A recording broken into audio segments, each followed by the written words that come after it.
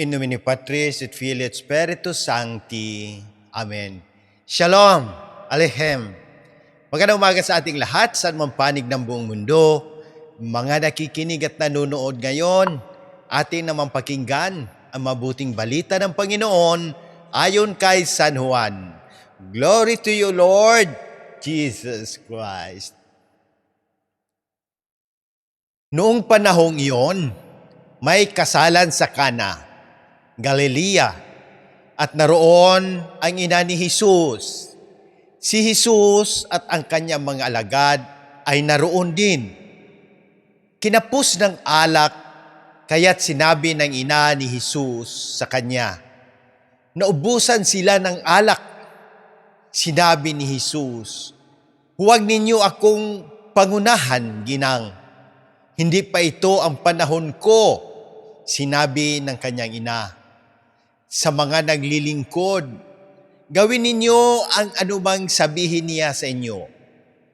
Dooy may 6 na tapayan, ang bawat isa'y naglalaman ng 20 hanggang 30 galon. Nakalaan ang mga ito para sa paglilinis ayon sa tuntuning panrelihiyon ng mga Hudiyo. Sinabi ni Jesus sa mga katulong, punuin ninyo ng tubig ang mga tapayan, at pinuno nga nila hanggang sa labi. Pagkatapos, sinabi niya, sumalo kayo ngayon at dalhin ninyo sa namamahala ng handaan. Dinalhan nga nila ang namamahala ng handaan. Tinikman naman ito ang tubig na naging alak. Hindi niya alam kung saan nanggaling iyon. Bagamat alam ng mga katulong na sumalok ng tubig, kaya tinawag niya ang lalaking ikinasal. Sinabi niya rito, ang una pong inihahain ay ang masarap na alak. Kapag marami nang nainom ang tao, saka inihahain ang mababang uri. Ngunit ipinagpahuli ninyo ang masarap na alak. Ang nangyaring ito sa Cana, Galilea, ay siyang unang kababalaghang ginawa ni Jesus. Sa pamamagitan nito'y inihayag niya ang kanyang kadakilaan at nanalig sa kanya ang mga alagad. Ang mabuting balita ng Panginoon. Praise to you, Lord Jesus Christ. Pagnilayan natin bilang Romano Katoliko sa paggunita sa mahal na Birheng Maria ng Lourdes. Ang kasal sa Cana ay hindi lang kwento ng isang himala. Ito ay kwento ng tiwala, pagsunod at malasakit. Nang maubusan ng alak ang kasal, napansin agad ito ni Maria.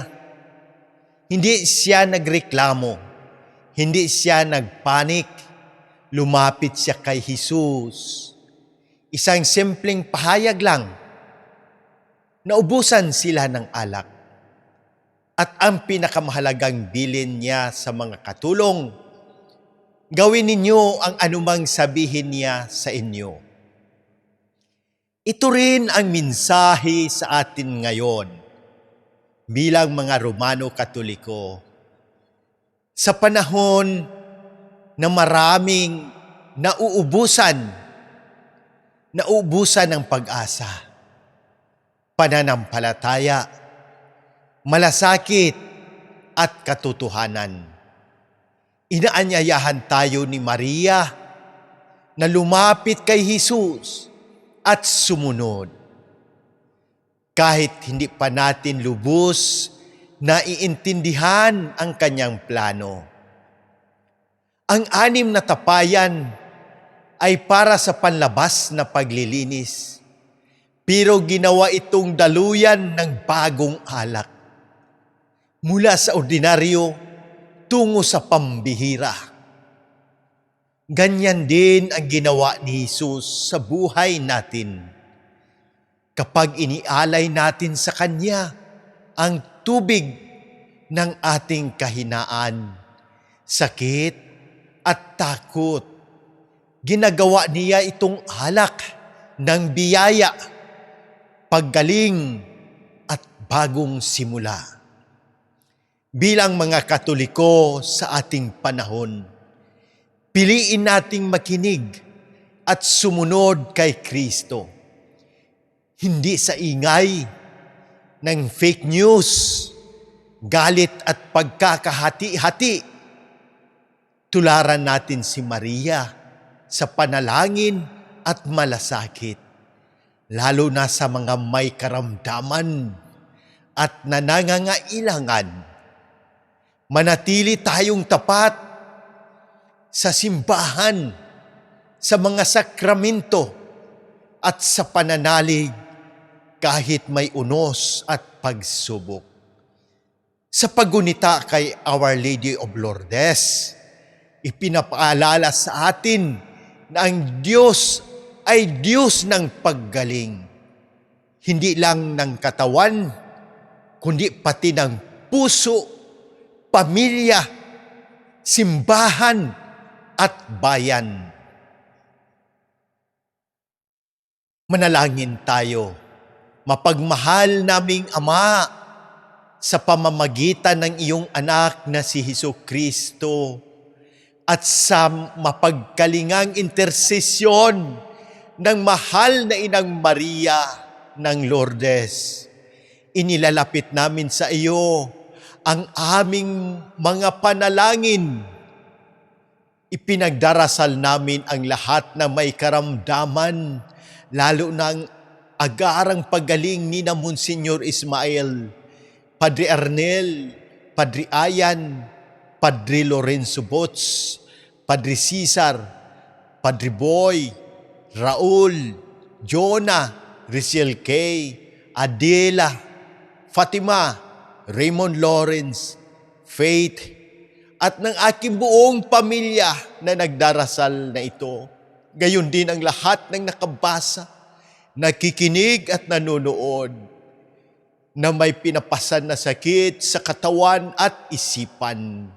Basbasan mo at ingatan ang lahat ng kaparian at gabayan mo ang aming mahal na Santo Papa Leo XIV, ang aming mga obispo, ang aming kura paroko, si Diocesan Administrador Monsignor Claro Caluya. Bigyan mo sila ng lakas, karunungan at kabanalan sa kanilang paglilingkod. Ipinagdarasal din namin ang gobyerno ng Pilipinas na manaig ang katotohanan, katarungan at tunay na pagmamahal sa bayan. Inaalala rin namin ang mga pumanaw, lalo na sina Papa Francisco, Monsignor Hermas, Pempe, Ferdinand, Pasita, Dante, Edwin, Obispo Jose, Padre Joseph, Jerry, Padre Raymond, at lahat ng aming mga idinasal. Naway tanggapin mo sila sa iyong walang hanggang kaharian. Panginoon, iligtas mo kami sa lahat ng unos at kalamidad, sa pisikal man o espiritual. At punuin mo ang aming mga buhay ng alak ng iyong biyaya. Mahal na Inang Maria, itulad mo kami sa iyong puso, mapagtiwala, masunurin, at laging nagtuturo patungo kay Jesus. Amen. In nomine Patris et Filii et Spiritus Sancti. Amen. God bless.